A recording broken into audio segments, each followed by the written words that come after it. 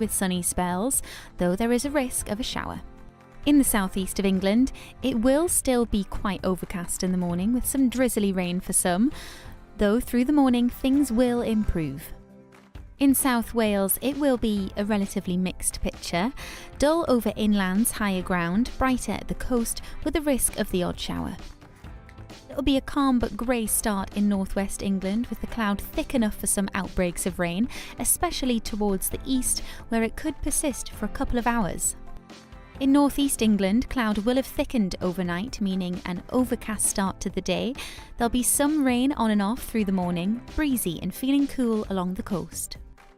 In southern Scotland, it's not looking too bad, as it will be a dry start to the week, relatively cloudy but still feeling quite bright, especially towards the west coast. In Northern Ireland, it's a mixed picture. Eastern areas will be overcast with some rain, but much drier with some early sunshine possible in the northwest. Through the rest of the morning, it will turn drier and brighter across the UK as much of the rain clears off into the North Sea. And that is how the weather is shaping up during tomorrow morning.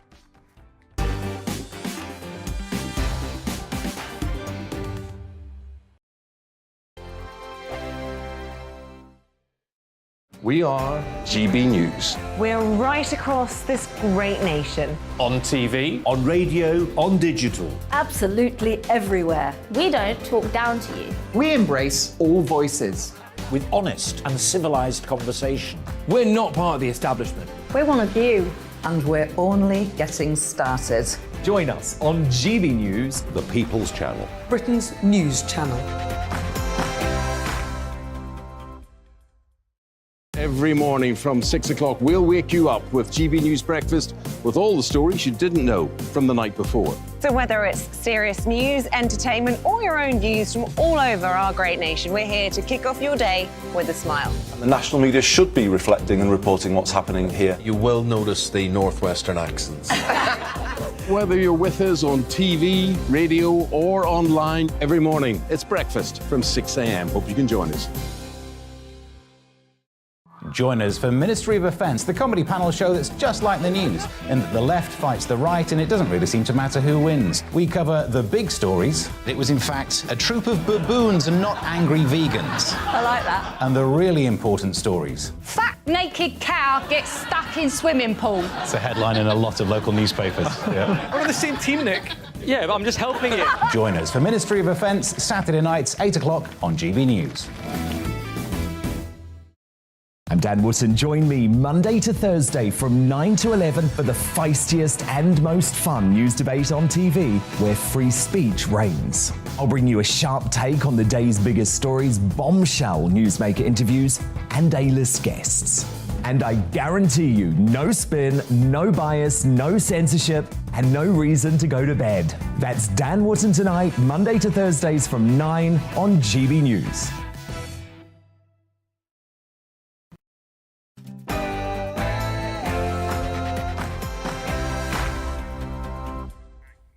I'm Mark Dolan and welcome to Headliners, a first look at tomorrow's papers.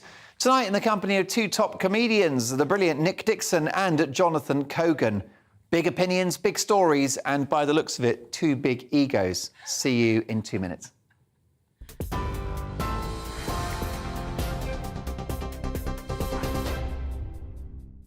Thanks, Mark. I'm Bethany Elsey in the GB Newsroom, here to get you up to date. The Queen says she is humbled and deeply touched by the nation's reaction to her Platinum Jubilee.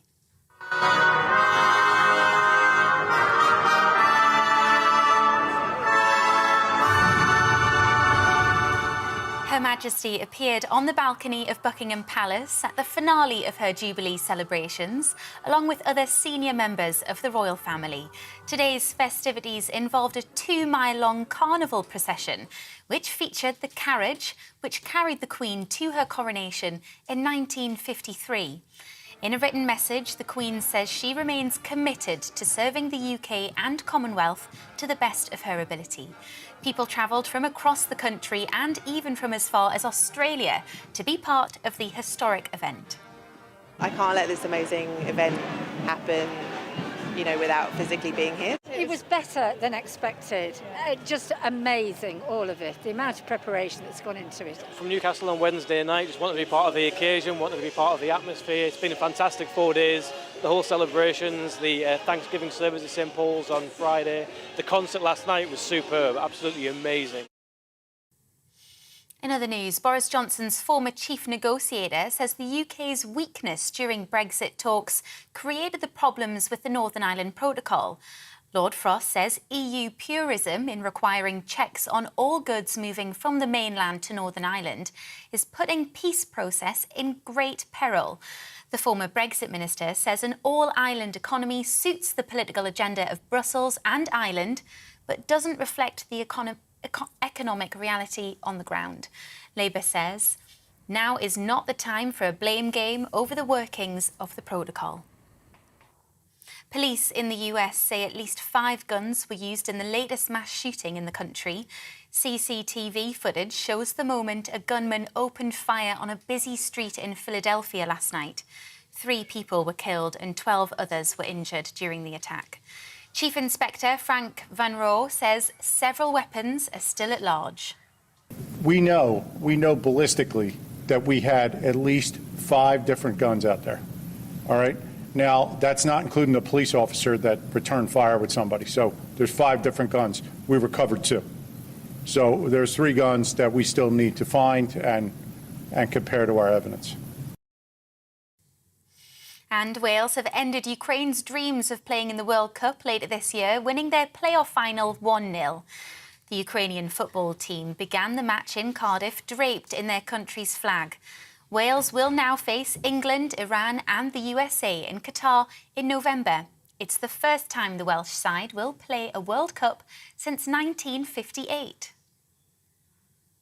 On TV, online, in DAB+ radio, this is GB News. Now, let's get back to headliners.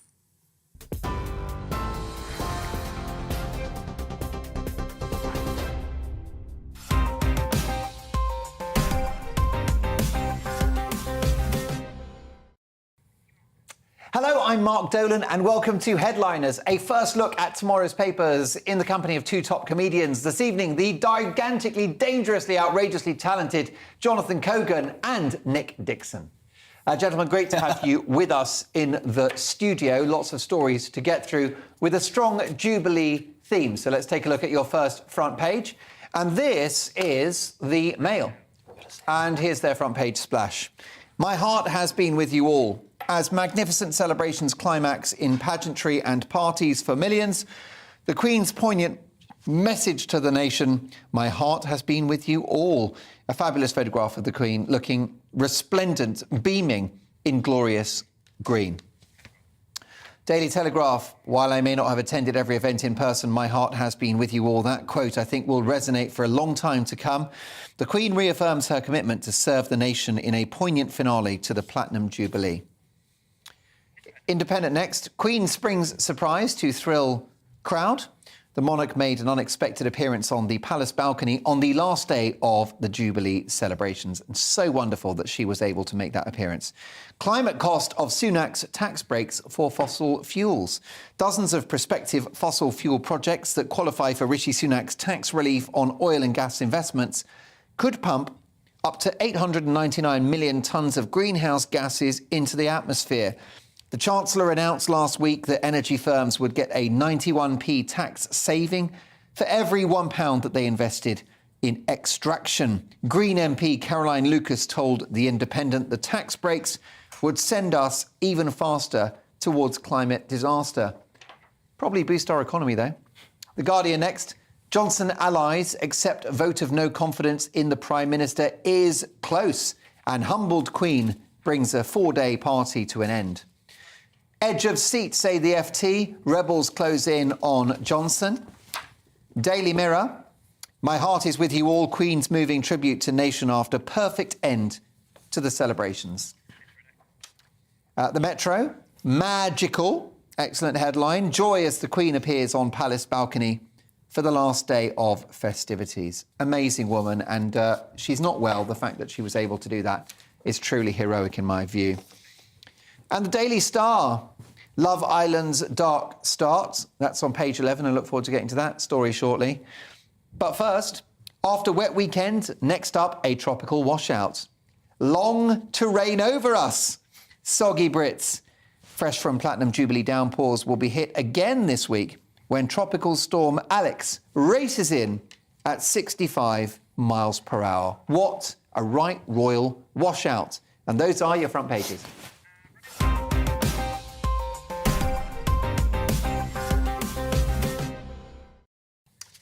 Nick, let's kick off with The Guardian and bad news for the Prime Minister Boris Johnson. Yes, The Guardian are loving this. Boris Johnson prays his number hasn't come up as Tory grassroots anger grows. So they've basically been fishing around asking anonymous MPs, and it's not looking good for Boris. They're saying if 54 Conservative MPs have turned against him, the PM will soon face a survival test, but it may be about more than winning. And what they mean there, of course, is it's not just the number, it's about the margin. It's about, you know, they're also going to wait for this by-election, June 23rd, which could go badly for Boris. So the sort of rumblings are that people are pretty unhappy with him, at least if you believe The Guardian, which, of course, we probably shouldn't. But this is other newspapers are available, or whatever they say. But they've asked this guy who's an anonymous Tory MP in the Southern constituency, that's all they'll say, so you can try and figure out if you want. And he's saying it's overwhelming from people who normally vote Tory. He says he's had 400 emails and only 4 of them have been supporting the Prime Minister. So, I mean, I know the GB viewers get sick of the Boris bashing, but he may be in a bit of trouble. Do you think that if he is unseated, Nick, that it could produce a democratic crisis in this country? Because if anyone's got a mandate to govern, it's Boris Johnson with an 80-seat majority. Do you not think there'll be anger across the country among his supporters if he goes? There'll certainly be anger from his supporters, but the question is, has that changed? Has the majority... That's the question. The by-elections might show us that, but has his majority... Obviously, it can't literally change yet, but have people's minds changed because of Partygate and other issues? You know, so do they still support Boris? I mean, loads of people definitely do, but it's how many do. That's what we're going to... Did you support Brexit? You voted for Brexit? Or leave or remain? I support the democratic vote. Is my position on it. But I was actually out of the country. If you really want to know, but I do. But of course I support. Of course you have to leave once the vote is leave. And, of course, I'm sympathetic to those people. Well, that's my view. I voted Remain and instantly accepted the result. And now I want a full, fat, proper Brexit, because I think you either do Brexit fully or not at all. But do you think that if Boris goes, Brexit is under threat? It could be diluted? Yeah, you're already seeing people sort of trying to dilute it and say, oh, we need to get back in the single market. People are all hinting at kind of softly getting back into the EU. So I definitely think it is under threat. But it's probably under threat whatever happens to Boris. Don't you think, in general, there's a certain section of society, the Lord Adonis types, will always be pushing to somehow get us back in the EU in some form or other? The question is, it's the million-dollar question, Jonathan. Has Boris Johnson used up his 9 lives? Is he at the end of his rope? I don't know. I think there are a lot of people who still like him, and there are a lot of people who are pretty fed up with him, especially after all the Partygate controversies and everything like that. The thing is, I think he has more than 9 lives. He just doesn't seem to get anything that... He's got 9 wives. He's got 9 wives, 150 children. You heard it here first. Yeah, I mean, it's obviously an important issue for the country. It's the Prime Minister of our country. And I don't think that probably it's the best thing, as we emerge from this pandemic, to have a leadership election. But also the issue for the enemies of Boris Johnson, those plotting against him, is that there isn't an obvious replacement, is there? No, I mean... Who do you think the best, not forerunner, the person to follow him would be? Who could it be? Shall I give you some of the odds from the Week magazine? Because I was looking into this. So Truss is 6-1, Hunt is 6-1, Tugendhat is 7-1, which would be a disaster for the Leave side. Ben Wallace 8-1, Rishi 8-1, Mordaunt is 8-1, Zahawi an outside bet 14-1, Javid 16-1, and Gove is 20-1. My outside bet, dark horse, is Suella Braverman. Why can't she go for it? Because she came forward the other day with that sort of thing about we shouldn't pander to school children who wanted to change their gender identity. And she came forward, it was quite a bold sort of... It was one of these rare moments a Conservative says a Conservative thing, and everyone got excited. And I thought, maybe she's going for leadership. Because it's always a dark horse with the Tories, isn't it? This is my theory, going all the way back to John Major. No one knew about John Major. He was Chief Secretary to the Treasury. Right. People thought it was going to be Heseltine. Douglas Hurd was in there. Even with David Cameron, everyone was saying, oh, he's too young. Even that was a dark horse. Theresa May was a bit of a dark horse candidate. So my theory is it's always a dark horse. Yeah, I think it would have been Rishi Sunak, before it was revealed that his wife is a billionaire. And I think, unfortunately for him, in the cost of living crisis, it's just not going to be a great look. Well, a billionaire who doesn't rich pay... prime minister. Not so dishy anymore. Not so dishy anymore. A billionaire who doesn't pay tax was the issue, wasn't it? The non-dom status. Yeah, I think that's exactly the advantage he does have is that people still call him Rishi, which suggests he does have more popularity. You know how people say Boris? Right. Whereas no one is calling Liz Truss Liz. They're not on first name. Well, yeah, the only issue with old Rishi is, you know, if Boris were to go, and I don't think he should, but if he were to go, then perhaps Rishi Sunak, you know, the damage is done with the fact that his wife, you know, has you know, had favourable tax schemes. That maybe that's the damage is done, it's priced in. Maybe we shouldn't write Rishi off too soon. Because he's a very capable young politician, isn't he? Yeah, he could suddenly come back. And the question is... You could just say, well, look, my wife's rich, so shoot me. What am I going to do? What am I going to do about it? That's why I married her, The missus is rich, exactly. At least I never party or eat cake. He could go with that angle. I'm just a boring guy, never has a party, but just has a rich wife. Famous teetotaler. Yeah, good. Much like you. Yes, indeed, that's the way forward. But you asked me the other day, Mark, do Labour really have a chance of winning? That's a separate but not totally unrelated question. I like the way you remember my question. That's all right. Very flat. Because we were talking about this, and you were saying you just didn't think Labour had a chance still. The problem is, if the Tories get a very weak leader, does that open the door to Labour? Or do they have too much of a problem with Scotland, etc., to even get in? Well, I think that Labour's biggest problem is its leader, Keir Starmer. And this is not personal, because I've got no doubt he's a decent guy, probably a nice man, pretty smart guy, Jonathan. But a man for whom millions, they see this guy as the guy that tried to reverse Brexit. Yeah, and by being that guy, you're already alienating half the country. I mean, I don't think that's going to... It might secure some voters, but I don't think it's going to play in your favour in the long term. And also, I think the woke stuff won't play that well outside London for Keir Starmer. Yeah. Well, I mean, just the other day, Labour was saying how they were the patriotic party, and I mean, lol. Yeah, well, that was the response, wasn't it? Yeah. I mean, the only thing that worries me, the more the media attacks Boris, the more I like him personally, the more I want him to stay. The only thing that bothers me or worries me for Boris is that the media have almost decided to get rid of him.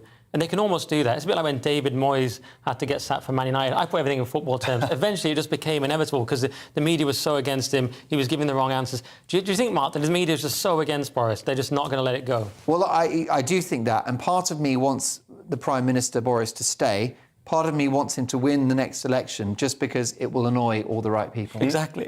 I mean, if he wins the next election, 100-seat majority, I'm on Twitter. I'm going to open a beer, get some popcorn and just knock myself out. The harsh reality is, with our first past the post system, Labour are going to absolutely crush it in my area anyway. So my vote is basically wasted. I voted for an obscure Christian party just because I agreed with their policies. So I'll probably just do that again. Well, you're probably their leader now, statistically. Blimey, imagine that. Nick Dixon in high office.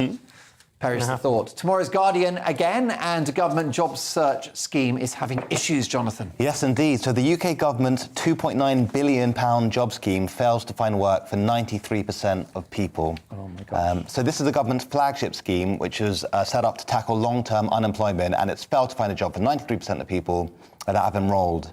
It's called the Restart Programme, and it was launched by Boris and Rishi last year, and it's supposed to provide 12 months of support to people who are in long-term unemployment and help them return to work. Right. But, I mean, you know, that's close to £3 billion, and it's helped 7% of people who have signed up to it. That is, I mean, I know government programmes are generally quite inefficient, but that is not a good return. This speaks against big state, doesn't it? Yes, yeah. And maybe what it speaks for is perhaps just reduce that amount in taxation for businesses and let them hire people. Sure. I mean, to leave it to the free markets to provide people with jobs. I mean, that's what we're all doing. No, I don't know. But actually, I'm here as part of work experience, to be honest. But yeah, I do. Right. Can I say you did a great job on the mugs, by the way? Thank you. Very clean. I didn't put salt in the dishwasher though, so I've never done that. I did notice that. Yeah, but I mean, that is... But also, I guess you've got to address the wider issue.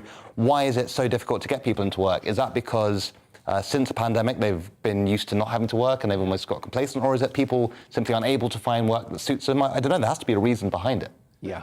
So I've been unemployed, and what you always find is... And you will be. And I will be again. And what you always find is that possibly this week? Yeah, if you have a word... Depending on how tonight goes. Depending on how your emails go to the boss. The problem I always find, one is that job centre staff aren't that qualified to find you a job. They're not incentivised, they're not paid very well. That's one big problem. The system's always ridiculously complex, unnecessarily so. The other thing is, this is some sort of support or search scheme, but it's not, as far as I can see, it's not giving people what they actually need, which is money. There was a scheme years ago that actually I think Labour had, where you had 1 year when you return to work, where you got some sort of bonus, like a financial bonus. So incentivises you. Yeah, this is what you need. This is what people who are unemployed need. They need financial incentives, because you can't really ask people to make themselves poorer, especially if they've got family. It's just not a fair thing to ask people. So a lot of people are in a position where if they start work, they'll actually have less money. And it's ridiculous to ask people to do that. You should because they're no longer receiving the benefits. Yeah, and then the work when they start off will be lower paid and they'll lose the benefit. So what they should do is make it very simple. I don't know the exact sums involved, but we could probably just give people 6 months' pay or a year and let them keep their benefits. You do something like that. On top of what? Yeah, just do that. That would actually really incentivise. Because these search schemes don't work. They can't find good jobs. They never got me any comedy gigs, to be honest. Let people find their own jobs. Just incentivise them financially. It is really interesting, isn't it? Because, I think, the state has a role to stimulate the economy, and there was actually a report recently about the number of businesses that have been started as a result of bounce-back loans. Okay. And in some cases, many cases, those loans were needed, but other people perfectly legally took the opportunity of a bounce-back loan and fulfilled that project they'd long wanted to achieve. And you just wonder, what's the bounce-back loan is basically the government just underwriting debt and just saying, look, we'll give you a government loan on reasonable terms, go and do something constructive with it. And hey, presto, surprise, surprise, many thousands of people have. Well, that sounds like capitalism in its purest, most beneficial form. People taking a loan, investing it and making a return on it, doing something they want to do. That's crazy talk. That kind of talk will get you cancelled, Jonathan. Sorry, it's going to happen someday. Yeah. Brilliant stuff. Well, moving on now to Monday's independent, disrespectful pub photos. Sound familiar, Nick? This one really annoyed me. Well, not for me, because I don't go to the pub, but this is Sam Fender apologises for disrespectful, quote, and ignorant Johnny Depp post. Now, this is the young musician, Sam Fender. He's 28. If you don't know him, that's who he is. He basically shared a picture of him and Johnny Depp and Jeff Beck in the pub, having a laugh. He said Depp was a hero. And then, of course, because we're in 2022, he was forced to issue a lengthy apology. And it was absolutely terrible. Now, I don't want to blame this guy too much, Sam Fender, because he's a young guy. It's not nice to be attacked online. I do want to blame the culture that would attack him, because all he's done is said that a hero is a hero. That's all he's done. And Johnny Depp, by the way, he was saying was a hero to him because he'd watched all his movies growing up. You run into Johnny Depp in the pub, he's massively famous to our sort of generation. Of course you would call him a hero. But he issued this ridiculous apology. He said the use of the word heroes was severely misinformed. He said, I now realise it was a poor choice of words and timing, but that's irrelevant. I was naive and disrespectful to those who relate to any of the issues highlighted in the trial and the broader issues it poses. What are you talking about? The guy was innocent. He was proved to have been defamed by a jury. He dealt with an abusive partner. What is wrong with calling Johnny Depp a hero? It'd be different if the results were the other way around and Depp was proven to be guilty of the allegations. It would. It'd be very different, but... But he won 15 million because he didn't do anything. Even if Depp had been found guilty of it, you can say that someone's a hero who's a dreadful person. Sure. A wife beater, a domestic abuser would not be a hero in my book, but it's a free country. Do you like the Beatles?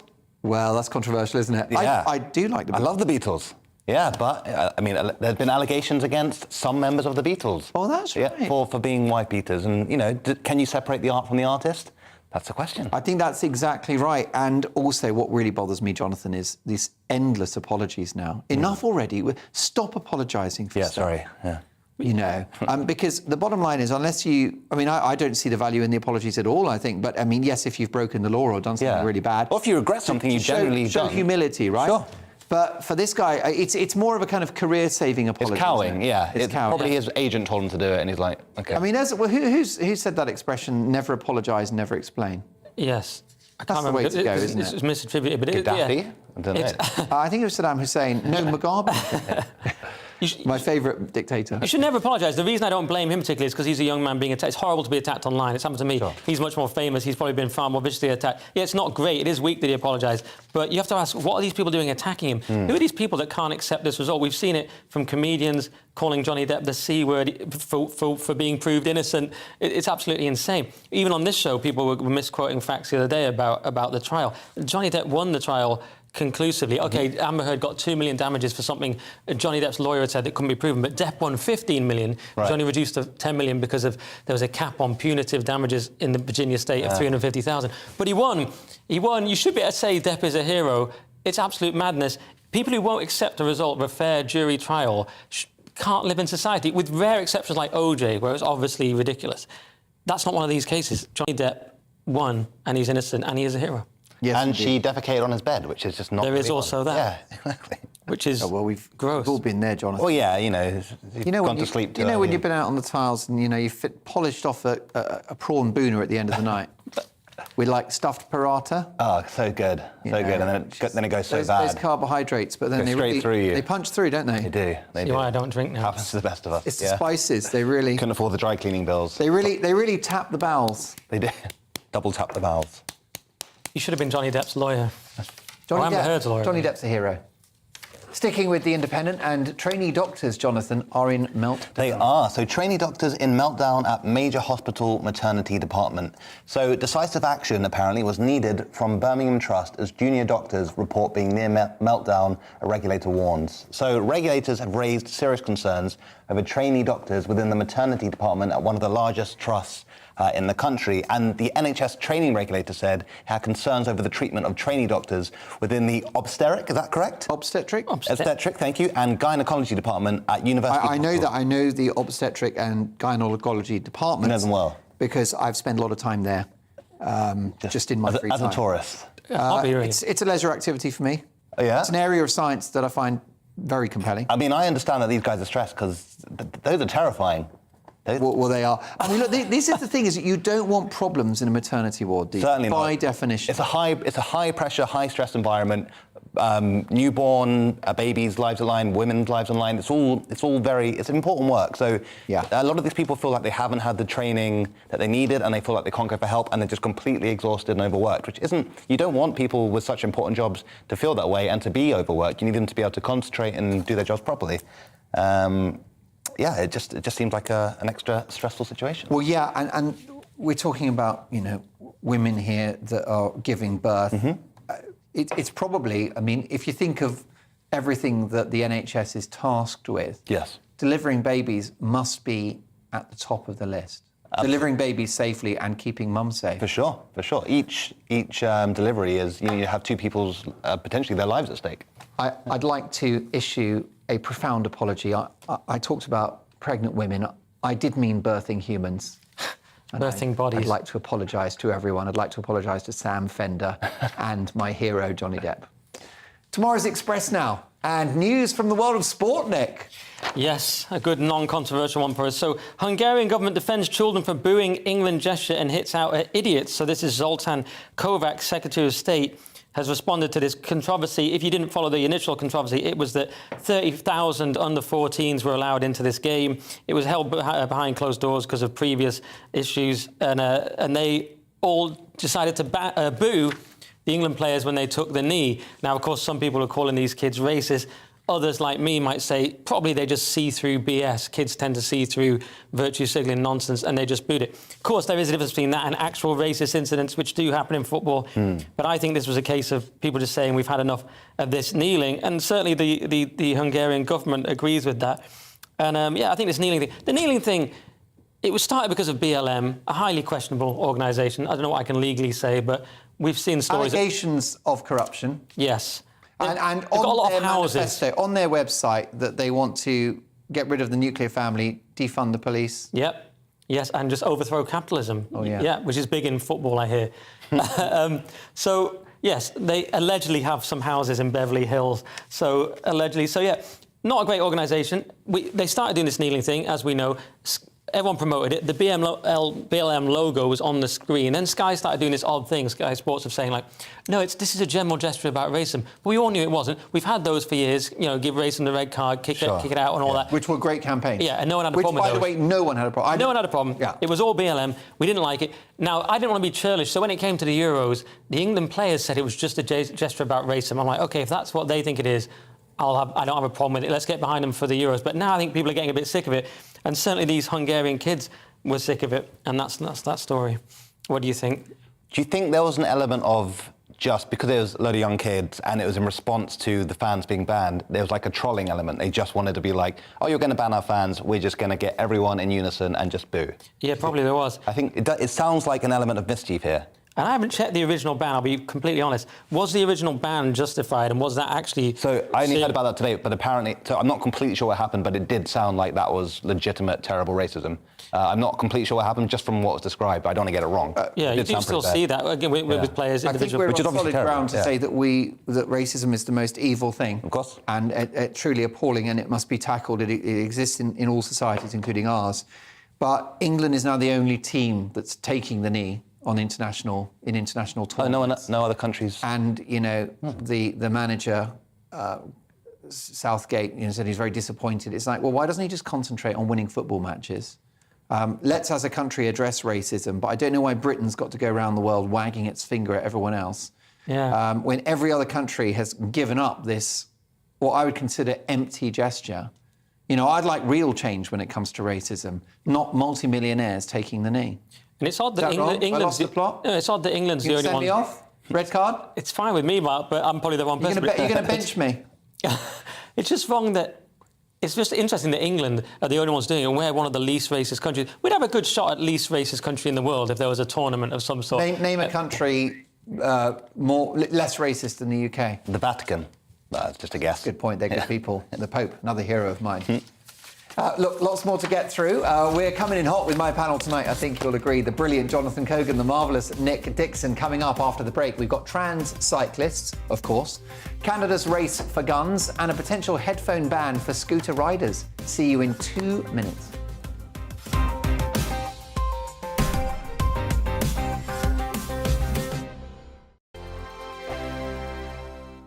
We are GB News. We're right across this great nation. On TV, on radio, on digital. Absolutely everywhere. We don't talk down to you. We embrace all voices. With honest and civilised conversation. We're not part of the establishment. We're one of you. And we're only getting started. Join us on GB News, The People's Channel. Britain's news channel. Every morning from 6 o'clock, we'll wake you up with GB News Breakfast with all the stories you didn't know from the night before. So whether it's serious news, entertainment, or your own views from all over our great nation, we're here to kick off your day with a smile. The national media should be reflecting and reporting what's happening here. You will notice the northwestern accents. Whether you're with us on TV, radio, or online, every morning, it's breakfast from 6 a.m. Hope you can join us.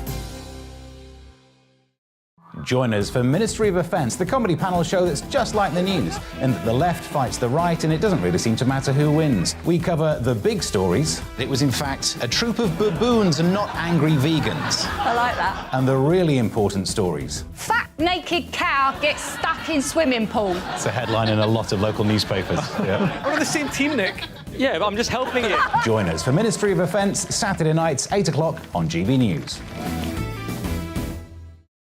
I'm Dan Wootton. Join me Monday to Thursday from 9 to 11 for the feistiest and most fun news debate on TV, where free speech reigns. I'll bring you a sharp take on the day's biggest stories, bombshell newsmaker interviews, and A-list guests. And I guarantee you, no spin, no bias, no censorship, and no reason to go to bed. That's Dan Wootton tonight, Monday to Thursdays from 9 on GB News.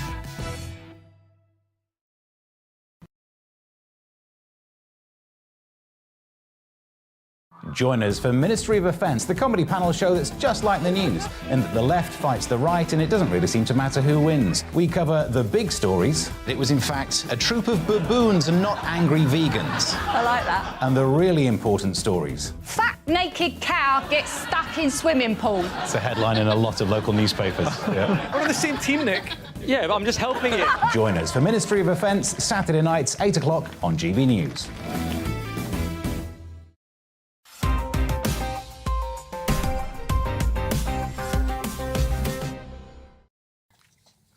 I'm Mark Dolan and welcome back to Headliners, a first look at tomorrow's papers, tonight in the company of the brilliant comedians Jonathan Cogan and Nick Dixon.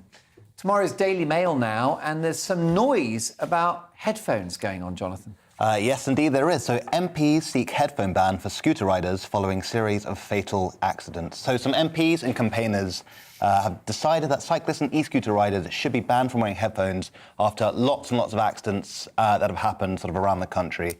Now, the calls for a UK ban come after a series of deaths caused by riders wearing headphones. Yeah.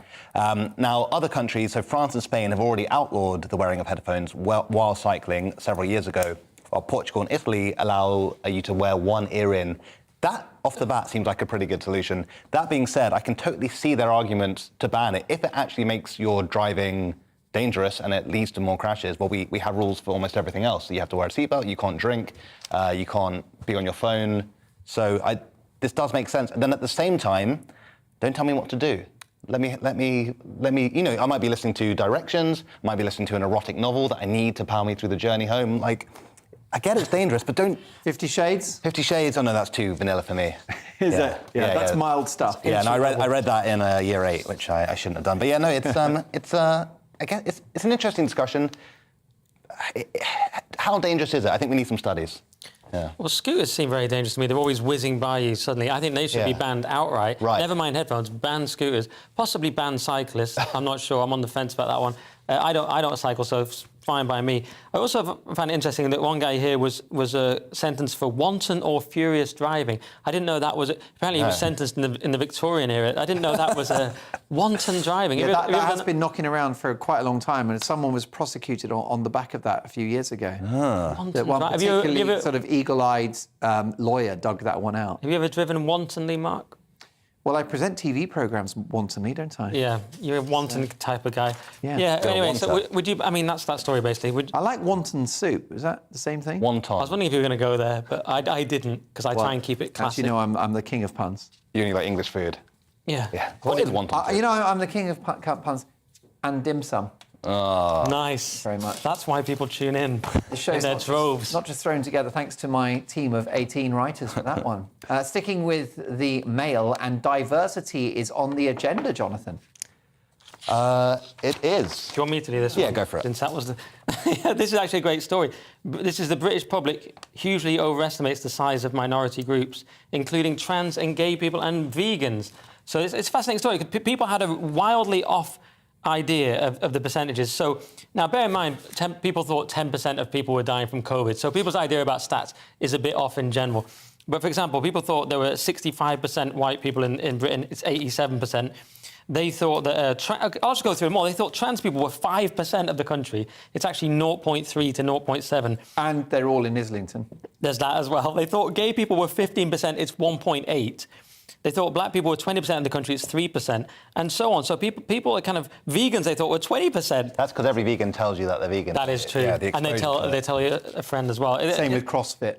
Yeah. Yeah, so they thought CrossFit was 36% of the country. So this partly explains why people get so outraged that we have articles like, there's no black people in farming. It's just like, yeah, because it's an 87% white country, guys. Can we all calm down? You know, because people have a skewed idea about who's actually in the country. It's also interesting, we're reorganising our society because of, you know, all these trans issues, and it's 0.3% of the country. I think there's a lot of... It's social media hype, it's media hype, it's TV overrepresenting certain things because they've got their own agenda, and it gives people a very warped idea of what the country actually is. And you forgot another thing, shallow, spineless corporations. Yes. Who I think might be the worst offenders. And the police. I mean, let's look at it. Let's be really honest. So if gay people are 1.8%, and it'd be better if Andrew Doyle was on the show, because this bit would look less homophobic. But let's just go with it. If gay people are 1.8%, they get a whole month. I've done the maths. They should only get 6.57 days. They should give them a week. Pride Week. Yeah, Pride Week. I've just done the maths. Those are what the numbers are saying. You did the math just now, because that'd be very impressive. Well, you know, think about the amount of days and then 1.8% of that. Yeah, I'm Rain Man. I just did it now. Pride Week, just a suggestion. Well, not a bad shout. Tomorrow's Telegraph. And those Canadians are stocking up on ammunition. What's this all about, Jonathan? They are. So Canadian gun shops run out of stock ahead of Justin Trudeau's proposed ban on sales. So the Canadian Prime Minister has unveiled plans for a freeze on handgun sales after 21 people were tragically killed in a mass shooting in Texas. So Justin Trudeau has proposed this ban on handgun sales, and due to the law of unintended consequences, everyone has now run out and bought a gun. Now, gun shops are basically completely out of stock. Everyone's loaded up, and people are just sort of hunkering down, expecting them to to be taken away from them. Now, obviously, Canada is a different country to the United States of America, so it's kind of interesting that he would suggest this policy based on what happened in another country. Is he doing it because it's something he genuinely believes in? Does he think it's just going to win him favour with voters? I'm not sure. Is he just using this tragedy as an opportunity to make himself look good? I don't really know. Of course, the Canadians don't have this sort of issue around gun control, do they? It's not in constitutional. the same way that the right? Americans. Yes, do. yeah. I mean, there are plenty of guns in Canada, but it's yeah. not a sort of spiritual belief. It's not a religious ideology. It's not maybe part of the identity in the same way. Yeah. I saw a good meme the other day. It said, give us your guns so we can end gun violence, or we'll send men with guns to shoot you. And this strikes at the issue of someone's going to have guns. I was saying it on this show the other day. When you get rid of guns, all you do is transfer them into the hands of just the government, just rich people who can afford private security, and criminals. Law, yeah. Yeah, exactly. So you don't get rid of the guns. Now, I think it speaks volumes that when COVID and lockdowns kicked off, people in America rushed to buy guns in even higher numbers. Mm-hmm. And now, with Trudeau's ban, they've rushed to buy guns. So the people want guns. So in my world, they should be allowed to have them, because I've made all these arguments, right, for the Second Amendment, resisting tyranny, the fact that I've just said criminals will end up having them and no one else, and so on. But I think the ultimate argument, all you need is the fact that Trudeau is against it. Correct. The fact that Trudeau, who said he admired China's basic dictatorship, this is the guy taking your guns, this slimy creep. Yeah. Don't you think that speaks volumes? He's also Castro's son. You heard it here first, right There is in. that. Allegedly satirical content. Allegedly satirical And content. his mum is Pat Butcher. So, who knew? Tomorrow's Mail, and let's talk about trans. Nick? Why not? Back in the... I've already got myself in enough trouble. Why not? So this is trans women cyclists who used to compete as men take first and second place in new non-binary race, leaving a young mother in third. So this was Emily Bridges and Lily Chant. They were in a race where it's a bit complicated. It's called the Thundercrit race. Thundercrit. Oh, and they've got two categories. Thunder category is for cis men, non-binary people whose physical performance aligns most with cis men, trans men, and women whose physical performance aligns most closely with cis men. Why not just go back to men? Just go back to men and women, guys. Because then there's the lightning category, and this is the category they were in, which is the opposite. It's for cis women, non-binary people whose physical performance aligns with cis women and trans men, and women whose physical performance aligns most closely with cis women. So they've tried to come up with these new... Well, how do you decide what your performance aligns with? Because I throw categorically like a girl. Right. Where you could be in the lightning one. Right. So the problem is they've gone into this and they've clearly won. One, because Emily Bridges is a trans athlete who was assigned male at birth, so she's biologically a man. Lily Chant, who, despite identifying as a woman, is still designated male on official records. So it's this usual problem. It's biological men in women's sports. You don't have to agree with me on guns or anything else, but if you're not against this, you're completely mental. Am I right? It does seem like there's a massive biological advantage to going through male puberty, especially when you get to contact sports like UFC. I mean, it does seem, politics aside, physically completely unfair. It really and does. potentially hazardous too. I mean, if you mentioned UFC, just imagine if there were a fatality in the ring. I mean, and that can biological woman. Yeah. I mean, it who has dies at the hands of someone that identifies as female who is a biological man. Because there is such an advantage in terms of power, in terms of like muscle twitch fibers. It really is. But it does seem to be ideology trumping, I guess, fairness within the sport. But. And, it was Fallon Fox, wasn't it, that beat someone up in the MMA? Yeah. The thing is, look, as we saw from the last story, trans people are 0.3 to 0.7% of the population. Everyone should be nice to trans people and to everyone. But that's a very different thing from saying you should destroy women's sports because of a tiny minority. Completely right. Well, I think that the trans extremists have bitten off more than they can chew with women's sports, and I think that will be the tipping point in this debate. But that's just my view. Apologies to any viewers who may have been offended by some of Nick's fruity language. Moving on now, and let's get to our next story. And here's one from tomorrow's Metro to lighten the mood. Jonathan. Yes, so a nonverbal schoolboy with autism lands job as a Primark model. So 7-year-old James Mabelan, who's a young nonverbal boy with autism, has become a new face of Primark. Okay. So, yes, so this sounds like quite a positive story. So he's a young boy, he's really into fashion. Yeah. He got scouted, and he's now modelling for Primark. So, I think it's great news. I'm not going to lie. In this section, we're not going to get sued by Primark. No. Because I love Primark. Well, I can see your jacket. It's lovely. This is let me tell you, TK Maxx's finest. Oh. This is like Harrods compared to Primark. But, that is a few levels up. But I go in there, Primark is like Disneyland for me. I can see that. I mean, Primark, you can get swimming trunks for about £1.50. I hate to think about, you know, the people who had to make them when the cost of that. Well, this is why we won't get sued by Primark. Exactly. Because they will reasonably argue that the stuff that's in their shops, which is so cheap, much of it is made in the same factories of designer brands. It's all the same stuff. More premium brands, absolutely. Secondly, they send armies of teams out around the world to police factory standards. When bad stuff happens, whether it's Primark or Next or M&S or indeed Apple, that's normally the people that have the contract who are breaking the rules, breaking the contract, and maybe hiving off work to another factory that's not. So they're not meeting the standards that the companies are thinking are being met. Primark stuff is cheap because what they do is they don't have a big turnover of fashion. So what people think of Primark as fast fashion, but what they'll do is they'll have like a summer wardrobe and they'll just order enormous volumes of a small number of items. And that'll be it for the season. That's it. And then a lot of it goes into storage and comes back the following year if it wasn't sold. Plus, they don't advertise. And they don't have online. So they don't have the cost of people doing returns and all the rest of it. That's why they were selling those 2020 World Cup T-shirts. Just a bit, exactly, yeah, that's right. Yeah. Or I voted Blair, yeah. But I mean, it's interesting because, this debate around Primark, you know, it's very easy to mischaracterise a company. That's true, Yeah. Very easy to do. I don't have loads on Primark. I do like that this kid is an autistic kid doing something cool, and I support the autistic community. This is a non-verbal kid. I just wish some of the guests woke guests on GB were non-verbal. But can I just, sorry about that one. Can I just also say... can I apologise for your terrible language? Since you came on air, you've been swearing non-stop. I want to say Nick Dixon didn't use any fruity language, and I want an apology for your apology. I merely read the name of the tournament. I'll give the over-apology for my fruity language. I'm a fruit. I've never said any fruity language on GB. I might have slipped it in. Who used some fruity language. It's a good joke, though. There will be emails to HR for the way I'm being targeted falsely. Yeah, too right. We can't have that. Brilliant stuff. Well, look, lots more to come. After the break, we have saved our best till last. Hitler's doctor's notes, women seeking male reproductive materials, and are cheap holidays a thing of the past? See you shortly.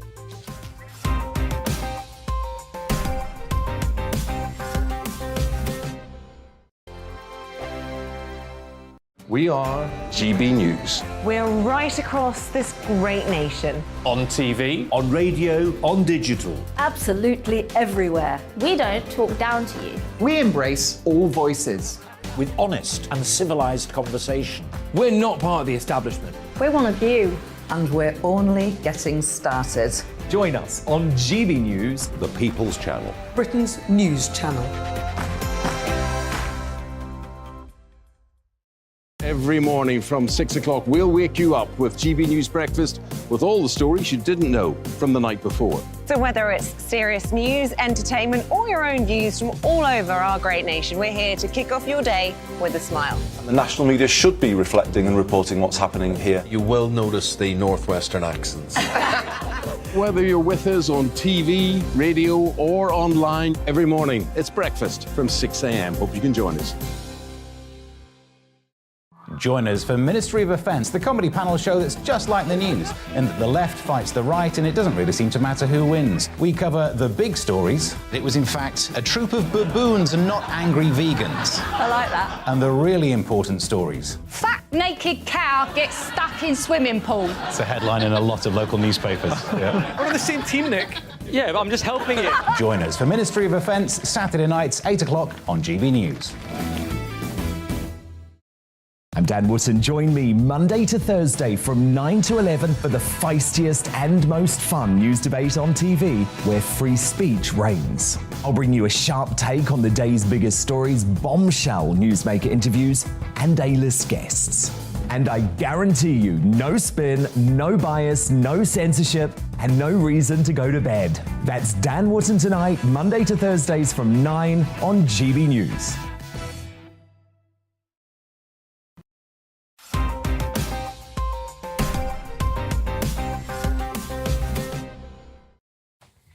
Welcome back to Headliners with me, Mark Dolan. Tonight, taking a first look at tomorrow's papers with the brilliant comedians Jonathan Cogan and Nick Sweary Dixon.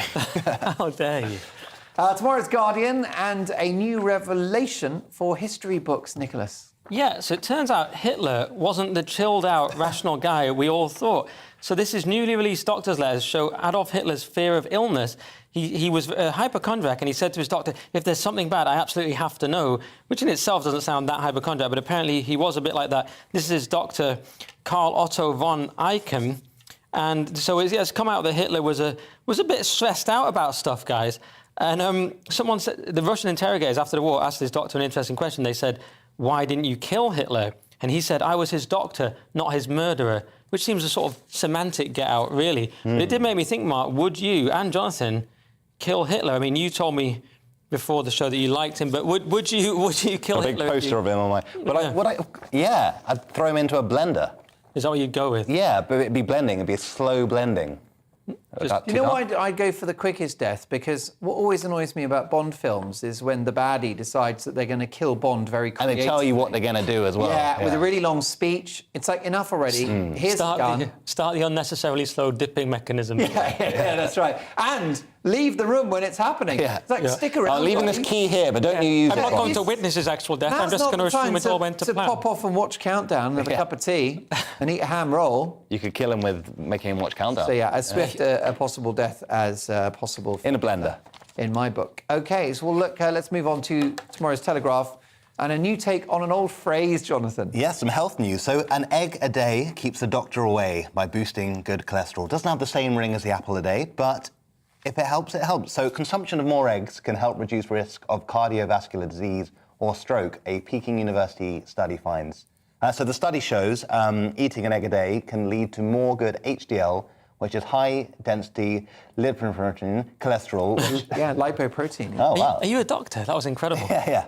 There's doctor's handwriting all over this, which strips bad low-density lipoprotein away. So, fantastic news. Now, the problem with this for me is, I remember growing up watching TV ads saying that eggs were bad for you, or they increase cholesterol, and now the opposite's true. So much of what we're told about health and food from mainstream media seems to be completely reversed just a few years later. You can't trust it. I mean, they said eat low-fat things, but they were full of sugar. Trans fats. Trans fats, yeah. Margarine was apparently better than butter. Yeah, it's the opposite. Just eat natural Fat food. was the enemy, then we found out it was really sugar. Yeah, go keto, exactly. It's all of it. You're right. They're always wrong about everything. You just get, and even red meat is demonised. You stick to a very simple diet. Eat steak, lift weights, don't eat bugs, and don't read The Guardian. That's my advice. That would do it. I mean, it's really funny when you've got these studies, probably sponsored by cereal manufacturers. By Big Egg. Yeah, Big Egg. That would do it. But lots of studies Big Pharma, suggesting, meat, red meat causes cancer and it gives you diabetes and it will send you to an early grave, except that it has been, our main source of protein for 2 million years. So how does that work? When did it suddenly become bad? I mean, you could say there's an argument saying eating heavily processed meat could be bad for you, but I think personally, from what I've read, eating meat in its natural form, grass-fed cows, is a good thing for you. But then again, people have different genetics, they have different physical makeups. Maybe what's good for one person isn't necessarily going to be the same for somebody else. Have you seen The Liver King? He just eats liver and other raw meats. No. He eats testicles and stuff. Apparently, is he super healthy? Looks it. Or he could. I mean, some people think he's just on steroids, allegedly satirical content, but it's actually raw meat. I've had testicles in my mouth. It's a rich source of protein. We're talking about diet. Cows. I think it was. I had bullocks testicles, which I had in a Turkish restaurant. Did the cow mind? Oh, okay, fair enough. Very, very tender.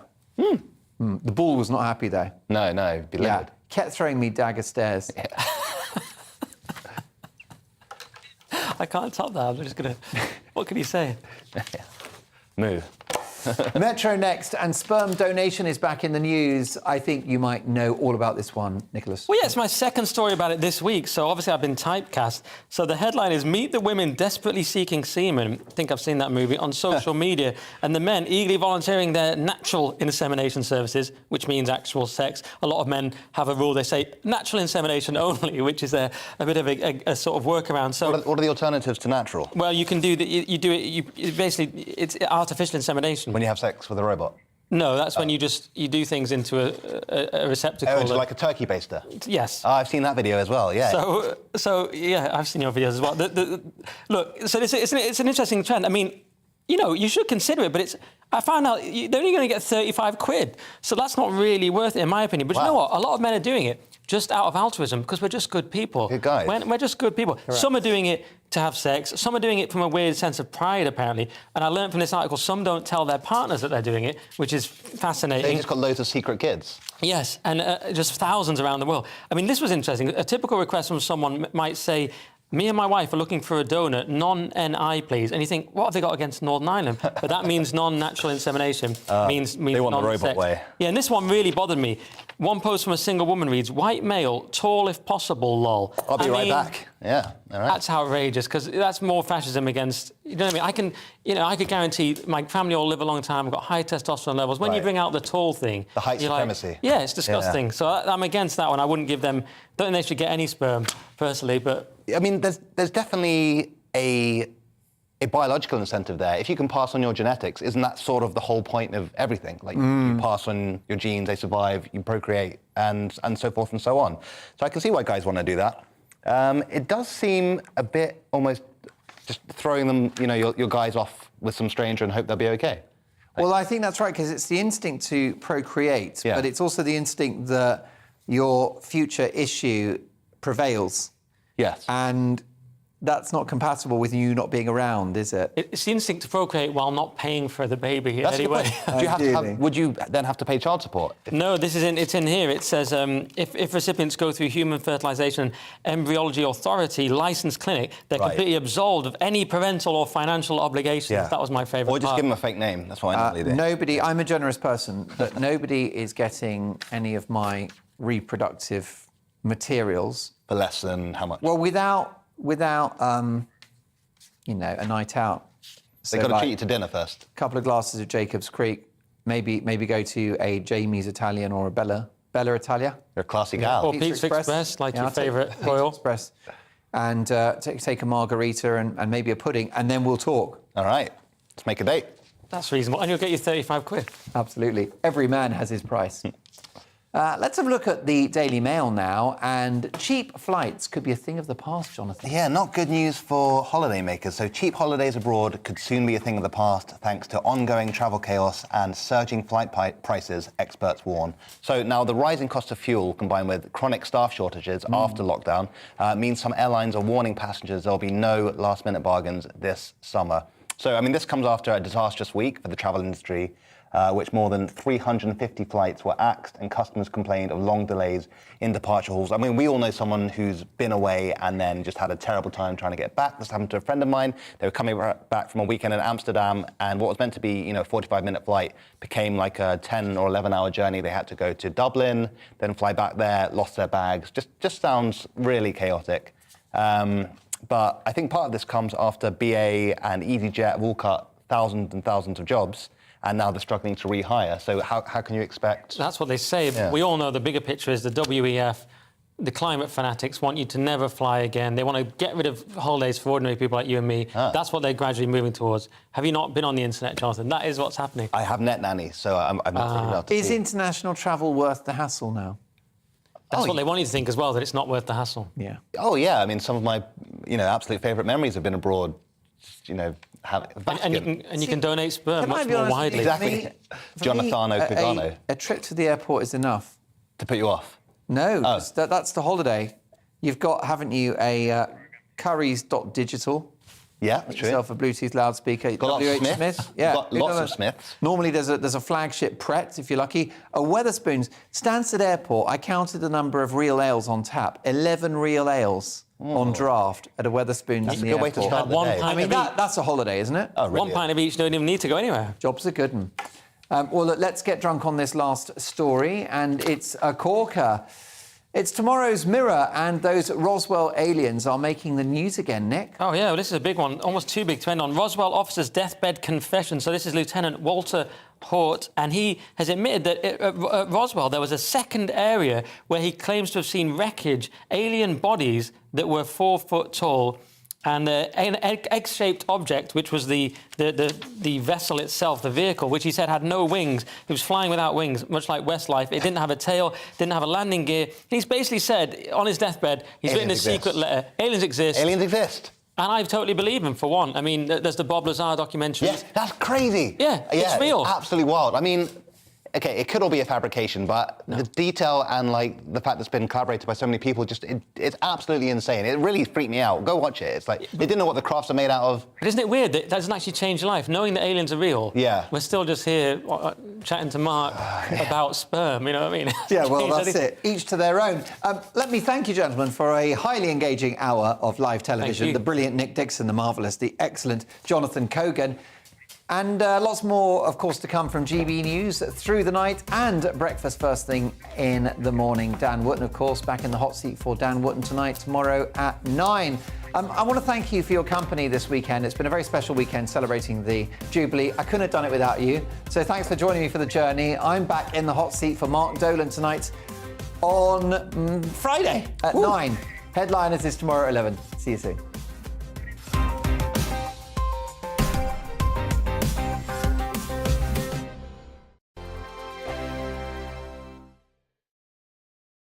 I'm Dan Wootton. Join me Monday to Thursday from 9 to 11 for the feistiest and most fun news debate on TV, where free speech reigns. I'll bring you a sharp take on the day's biggest stories, bombshell newsmaker interviews, and A-list guests. And I guarantee you, no spin, no bias, no censorship, and no reason to go to bed. That's Dan Wootton tonight, Monday to Thursdays from 9 on GB News. My name's Tom Harwood, and every weekday we bring you The Briefing live from 9:30 a.m. The stories, analysis and live debate that you need to hear. Quite right, Tom, of course. Was this something that had been considered at all? Difficult to answer. Gas-guzzling helicopters circling. Noise is being made here. Joe Biden walking out. Thank you very much for joining us. Don't miss it. The Briefing with me, Tom Harwood, Monday to Friday, 9:30 a.m. on GB News. We are GB News. We're right across this great nation. On TV, on radio, on digital. Absolutely everywhere. We don't talk down to you. We embrace all voices. With honest and civilised conversation. We're not part of the establishment. We're one of you. And we're only getting started. Join us on GB News, the People's Channel. Britain's news channel. Every morning from 6 o'clock, we'll wake you up with GB News Breakfast with all the stories you didn't know from the night before. So whether it's serious news, entertainment, or your own views from all over our great nation, we're here to kick off your day with a smile. And the national media should be reflecting and reporting what's happening here. You will notice the northwestern accents. Whether you're with us on TV, radio, or online, every morning, it's breakfast from 6.